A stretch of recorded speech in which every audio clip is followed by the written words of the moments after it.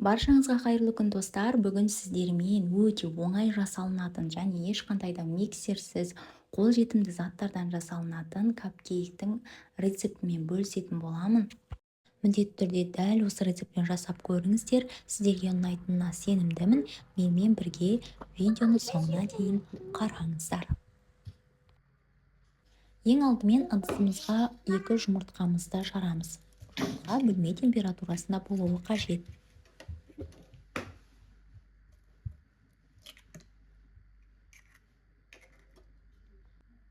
Қантымызды саламыз үстіне. Жақсылап араластырамыз.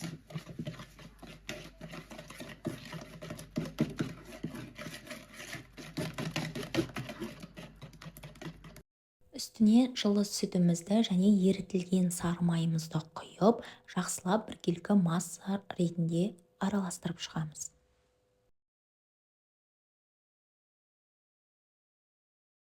Құрғақ ингредиенттерді біріктіреміз. Електен өткізілген ұнымызға қопсытқышымызды қосып, жақсылап араластырып аламыз. Және осы ұнымызды жұмыртқалы массамызға бірден қосып, венчиктің көмегімен араластырамыз. Бізде біркелкі масса шығады, ешқандай да миксерді қажет етпейді, оңай, тез жасалатын рецепт.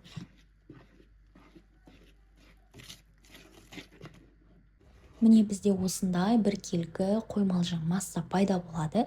Енді осыны мен ыңғайлы болу үшін кондитерлік қапқа салып алдым. Егер сізде бұндай кондитерлік қап болмаса, қасықтың көмегімен сала берсеңіз болады.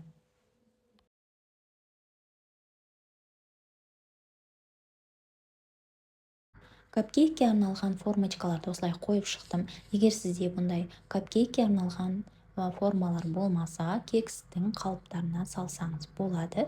Осылай барлығын орталап салып шығамыз. Жалпы бұл құрам бойынша, осы рецепт бойынша 12 капкейк шығады. Егер көбірек жасағыңыз келсе, рецепті еселеп жасаңыз болады. YouTube арнама әлі де тіркелмеген болсаңыз, подписаться батырмасын басып, қоңыраушаны басып қойыңыз. Сол кезде менің видеоларым алғашқылардың бірі болып сізге көрінетін болады. Алдағы уақытта көптеген пайдалы рецепттермен, оңай рецепттермен бөлісетін боламын.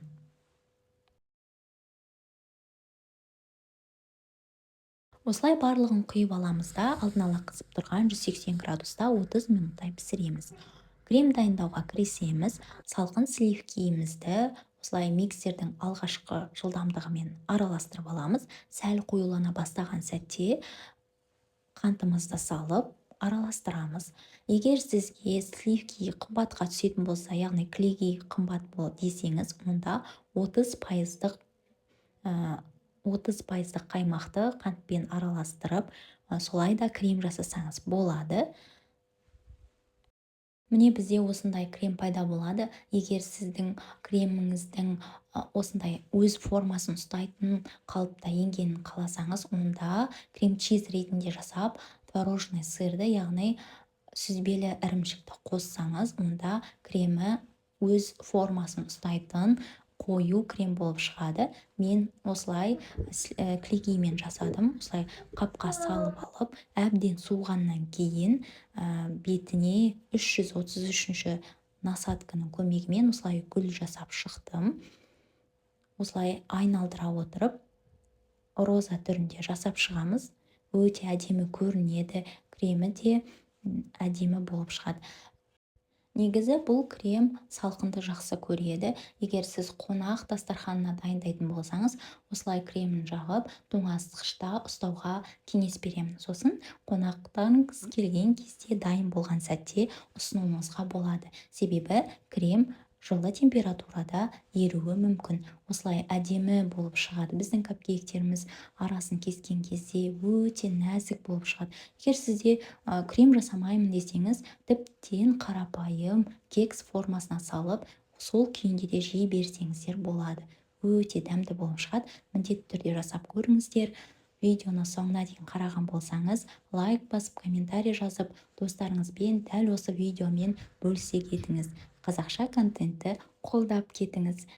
Сіздермен болған Кәмшат. Келесі рецепттерде кездескенше қош сау болыңыздар.